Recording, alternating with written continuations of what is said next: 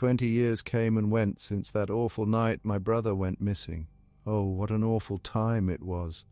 Thanks to Patrick, I escaped that dreaded house, but I was scarred for life. I couldn't get it all out of my head. The fear, the death, that roar. I still hear that roar every night when I lay down to go to sleep, that deep bellow erupting from the mouth of what seemed to be a human but was only a body-shaped demon. The worst were the eyes, those horrible, beady, pitch-black devil eyes. Believe me, I check my closet every night to see if they're there. I can't even hear the word devil mentioned at a church service without having a nervous breakdown. And by God, whenever a friendly old man shows me an ounce of compassion or affection, I simply want to vomit, trying to shun out horrible memories. But the one memory that I hate most of all, the one that I think of every single time I lay my head down on the pillow to go to sleep, is the photograph. The photograph that the police found at the Hoffmister home the night my brother went missing. That awful black and white picture of poor Patrick sitting on the filthy floor of that God-forsaken cellar, pitch-black eyes staring up at the camera. My name is Nancy Williams, and I can tell you right now, things haven't gotten better. The night Patrick and I were chased through the Hoffmister home by that awful witch, Eileen, I escaped. However, Patrick did not. Soon enough, he and Eileen, along with the rest of her possessed slaves, my parents and other brothers included, disappeared without a trace. I was left alone, my family gone. The police had no idea where Eileen was. All that was left at the house was Leo's dead body and a demonic statue. Oh, and that horrible photograph. Well, soon enough I was sent away to live with my Aunt Cynthia. Being the sister of my mother, she was also mourning. However, the two of us got through it together, and Cynthia helped get me through the sleepless nights and the bad dreams. Of course, I slept in Aunt Cynthia's room until I was 12 years old, and even when I began sleeping in my own room, I slept with the door wide open and the light on. Since I was traumatized, I grew up as a pretty solitary child. I never had many friends in school, but I excelled in my studies. This is what got me into Harvard. It was at Harvard that I met a graduate of the school, Jackson, who was visiting to give a speech. We hit it off quickly, and soon I was in love. After many dates with him, things got pretty serious. Graduation arrived, and before I knew it, I was living in California, just 30 minutes away from Jackson. The two of us dated for a couple of years, and for the first time since I was 5 years old, I was truly happy. I was almost able to forget about the night that my life was ruined. It was a wonderful time. There was only one thing that was slightly wrong when I began dating Jackson. Of course, growing up traumatized, I always had nightmares. However, when my relationship with Jackson started, so did a recurring dream that I will never forget. It would always start in the exact same way. I would lie in a bed in the middle of the night, awake. However, it wasn't my bed. It was always one inside of a large house, the same one every time. The bedroom window always had the same view, a large field with some woods that lined the horizon. A full moon was in the sky in every one of these dreams. Perhaps that was the most peculiar part, that everything was the same every time I had the dream. In the dream, I would always sit up in the bed before getting up and walking over to the door, which was always closed. Opening it, I stepped out into a dark hallway. At the end of the hallway was another bedroom door mirroring mine. Walking down the hallway, I would always walk past a staircase. However, the staircase would be barricaded by wooden boards, as if that part of the house was off limits. All I could do was travel down the hallway to the other bedroom. Walking over to the other bedroom door, I would always begin to hear the muffled sounds of music coming from inside the room. The music was almost like smooth, romantic jazz music. Stretching my hand forth, I would grasp the doorknob and open the door. As I opened the door, a bed came into view, sitting in the back of the room. However, the bed was not empty. A frail, naked, scrawny old woman always sat on the bed, her face hidden by the absence of light in the house. This woman faced away from me, and facing her was a shadowy, humanoid, horned creature. The room was pitch dark, so I simply could not make out the faces of either one of them. Finally, the woman and the horned being would begin to embrace one another, falling onto the bed in a sexual dance. Once they began to do this, I would wake up, dazed and confused. And yes, you'd better believe I kept in mind just who that scrawny woman from my dream reminded me of. But enough about my dream. Soon enough, my 25th birthday came. I was just getting off of work when I looked down at my buzzing phone. Call from Jackson. What does he want? I thought. We agreed on meeting at his place at 7. Candlelight dinner and everything. I picked up the phone. Hello? Hey, Nancy, said Jackson. It's me. What's up? I replied. Listen, he said. You're gonna kill me, but oh gosh, but what? I said. I may be a little late tonight, said Jackson. As a typical girl, I became rather annoyed at this notion. It was my birthday. Who did he think he was? Are you kidding me? I replied in a whiny voice. Listen, he said. I'll be home by 8. Something just came up at work that I really need to take care of. Is it more important than our celebration? I replied. Of course not, said Jackson, but there's no way around it. 8 o'clock, I promise. There's a key under the mat at my front door. All right, I said. I'll wait for you. Love you. All right, bye, he said before hanging up. Wow, we'd been dating 3 years and he couldn't even say the L word yet. Unbelievable. I headed on down to Jackson's estate. Jackson had done well for himself, I'll give him that. Part of what attracted me to him was his success. Some may call me a gold digger, but humans always reach for the strongest branch. That was something I couldn't get out of my mind in church services. The animal instincts that deep down kept us from truly being what God seemed to want us to be. Walking into Jackson's house, I soon made myself comfortable in his living room, flipping on the television and stoking his massive fireplace. It was about 6:30 when I got there, so I began the task of finding a TV show that would keep me entertained until Jackson's 8 o'clock arrival. Drifting in and out of sleep, I was awoken by a strange noise in his house. I shrugged it off the first time. That was something I always did. Hearing something in the house while being alone had always been a problem for me, but this time I heard it again and again. What the hell was going on? It was as if there was someone in the house moving things around. There was no way my mind was just playing tricks on me, was there? I didn't think so. I got up to find the source of the noise. Walking down one of the halls, I began to hear the sound again. It was a weird squeaking noise, as if someone was playing with a mechanical pencil. Was it an animal? Beginning to hear grunting noises, I was convinced it was. That is, until I realized that the grunting noises were human. I continued to walk down the hall until I got to the cellar door. Pressing my ear against the door, I began to hear the voice more clearly. It was female. Definitely female. A raspy female voice. I was completely freaked out beyond belief. Now, I know what you're thinking. Did she go into the basement to look? Absolutely not. I pulled out my phone and immediately called Jackson. I told him about the strange noises coming from his basement. He immediately seemed taken back by this and proceeded to frantically tell me not to go into the basement. That's when I saw it. That door was bolted shut. However, the screws were coming loose. That's what the squeaking noise was. Whoever was inside that basement was patiently picking at the other side of the door, pushing the screws out one at a time. I wondered who on earth had the strength to do that. And before I knew it, I was watching the last of the screws inch its way out of the side of the door, falling and joining the others in a pile on the hardwood floor.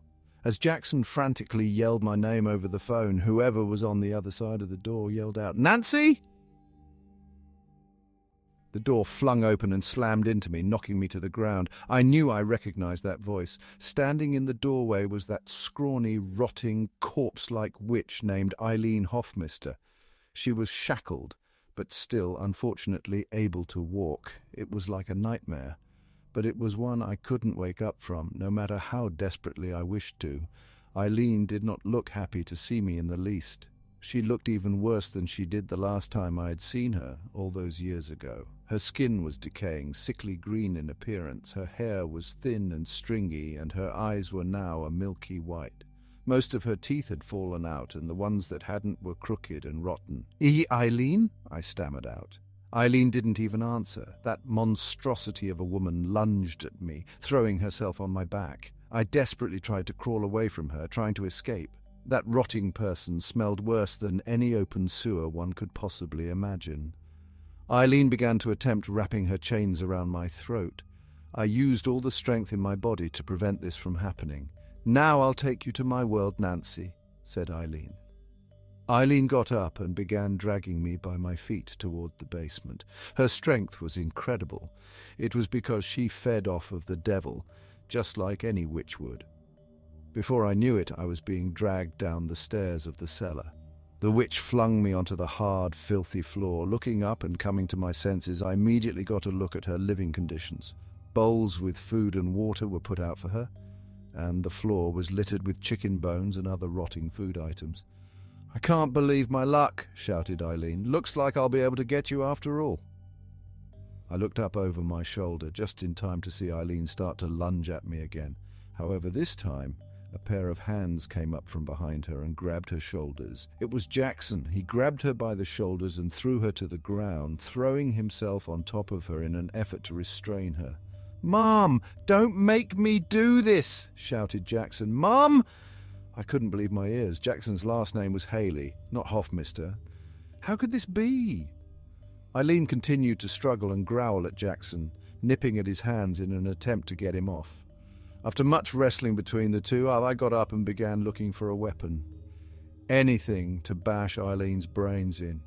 I looked over to the side and spotted one of her food dishes. They were glass. Perfect. I ran for her bowl, quickly dumping out the gross, slimy, unrecognizable food inside of it. It might have been feces, I'm not even sure.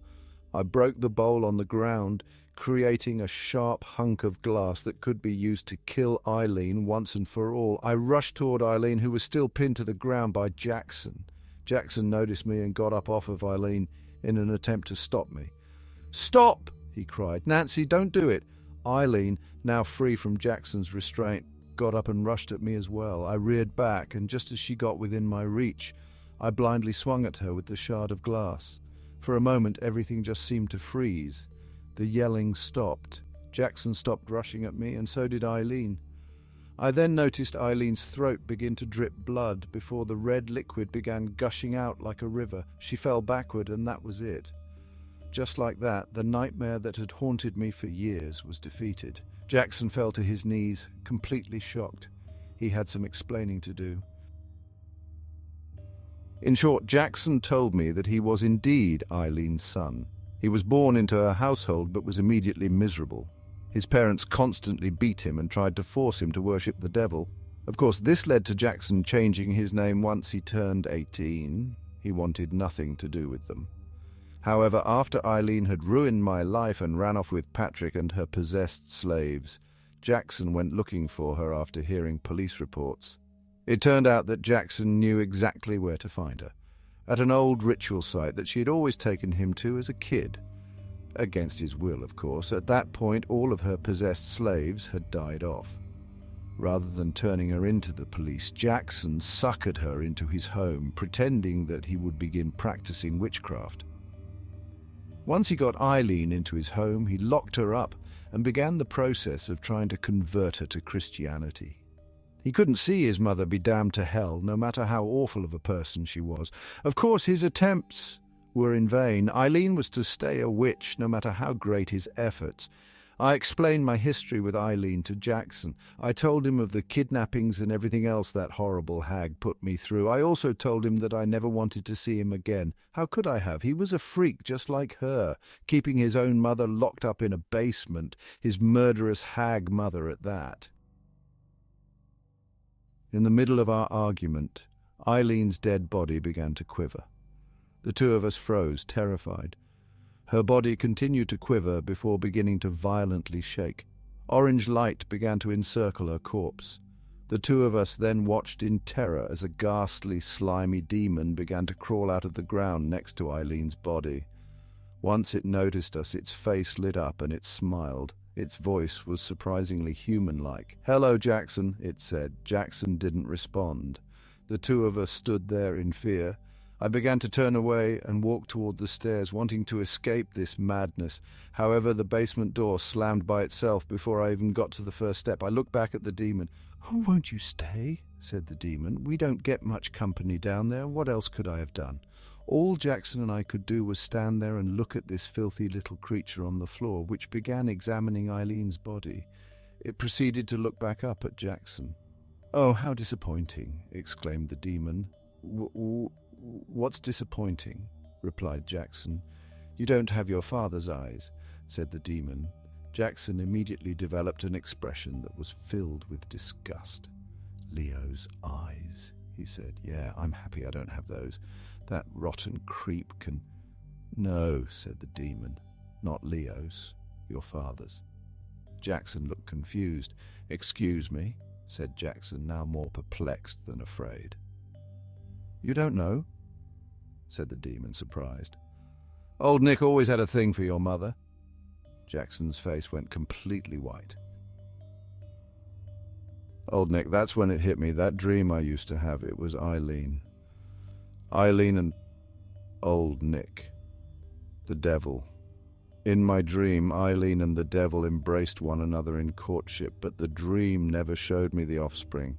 I was looking at the offspring right now." The demon continued his work, examining Eileen's corpse before dragging it down the rabbit hole with him. He then popped back up one last time, giving us a smile and a wink before descending down into hell.